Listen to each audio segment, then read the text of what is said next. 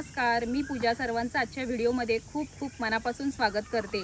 तर आता मे महिना सुरू आहे आणि ह्या वर्षीची पहिली रानभाजीची रेसिपी आपण आजच्या या व्हिडिओमध्ये बघणार आहोत. तर मी आमच्या शेतावर आलेली मंडळी. हे मोहाचं झाड आहे आणि मोहाची फळं कशी असतात मी तुम्हाला दाखवते जवळून. आपण एक फांदी काढलेली आहे. हे बघा, अशा प्रकारे या फांदीला ही फळं लागलेली असतात. फळं आपण गोळा करून घरी घेऊन जाणार आहोत आणि ही फळं दरवर्षी आपण कापून सुकून ठेवतो. तर ती सुकवण्याची प्रोसेस कशी आहे ती आपण आजच्या व्हिडिओमध्ये बघणार आहोत. त्याचबरोबर या फळांची भाजी कशी बनवायची व त्याचबरोबर त्याचे औषधी गुणधर्म आपण बघणार आहोत.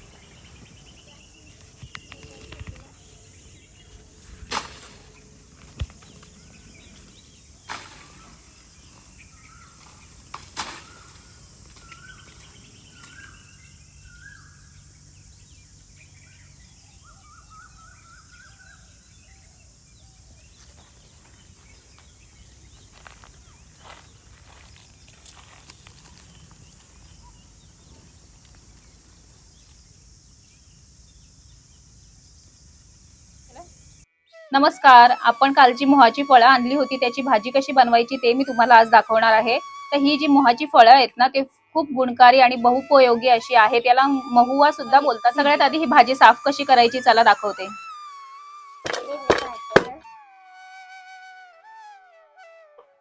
तर ही मोहाची फळं आपल्याला अशा प्रकारे थोडीशी ठेचून घ्यायची आहेत, म्हणजे त्याच्या बिया आपल्याला अलगद काढता येतील. हा जो पांढऱ्या कलरचा पापुद्रा आहे त्याची चव कडवट असते, त्याच्यामुळे आपल्याला तो काढून टाकायचा आहे. ह्या ज्या बिया असतात त्याचं तेल काढलं जातं. या बियांना सुकवतात व त्याच्यापासून तेल काढतात. ताप आल्यानंतर या तेलाचा वापर केला जातो. त्याचबरोबर सांधेदुखीसाठी सुद्धा या तेलाचा वापर केला जातो. बिया काढून झाल्यानंतर आता याचे मी असे लांबट काप करून घेते. या भाजीमध्ये भरपूर प्रमाणात प्रथिने तर असतातच, त्याचबरोबर कॅल्शियम आणि जीवनसत्व सुद्धा असतात. खूप अशी गुणकारी अशी ही भाजी आहे. पचनक्रिया सुधारण्यासाठी ही भाजी खाल्ली जाते. त्याचबरोबर मूत्रपिंडाचे आजार ही भाजी खाल्ल्यामुळे बरे होतात. ही भाजी आता आपण अशीच ओली असतानाच करणार आहोत, पण ही भाजी आपण जर वाळून ठेवली तर आपण वर्षभर खाऊ शकतो. तर वाळवण्यासाठी काय करायचं आपल्याला, जशी आपण भाजी करताना शिजवून घेतो तसंच आपल्याला शिजवून घ्यायचंय, पण आपल्याला वाळवताना अर्धवट शिजवून घ्यायची. थोडीशी हळद व मीठ घालून अर्धवट शिजवून मग ही भाजी उन्हामध्ये सुकून ठेवायची. मग आपण वर्षभर ही भाजी खाऊ शकतो. मोदोड्यांची ही भाजी साधारण एप्रिल मेच्या दरम्यान येते आणि ही जर आपण वाळून ठेवली तर आपण वर्षभर खाऊ शकतो. तर वाळवलेल्या भाजीची रेसिपी कशी आहे ते मी तुम्हाला नंतर दाखवेलच. असे लांबट काप मी करून घेतलेत. आता हे मी स्वच्छ धुवून घेते. आता यामध्ये मी पाणी टाकते.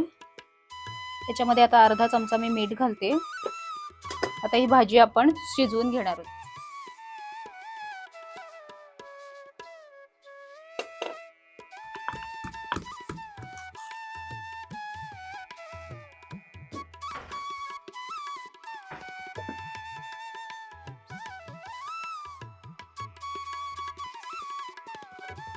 तर आपली मोहाची भाजी आता उकडून झालेली आहे. आता यातलं पूर्ण पाणी मी काढून घेते.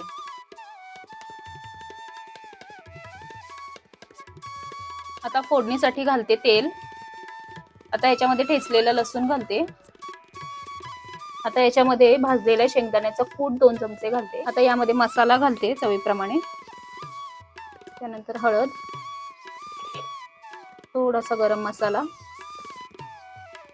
धना पावडर घालते आणि चवीपुरतं थोडंसं मीठ. आपण उकडताना सुद्धा मीठ घातलंय, त्याच्यामुळे आता मी थोडंच मीठ घालते. सगळी फोडणी अशी व्यवस्थित.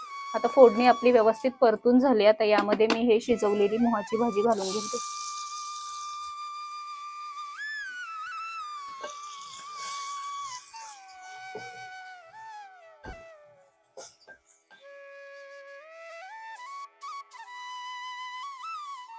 आता 2 मिनिटांसाठी मी याच्यावर झाकण ठेवते.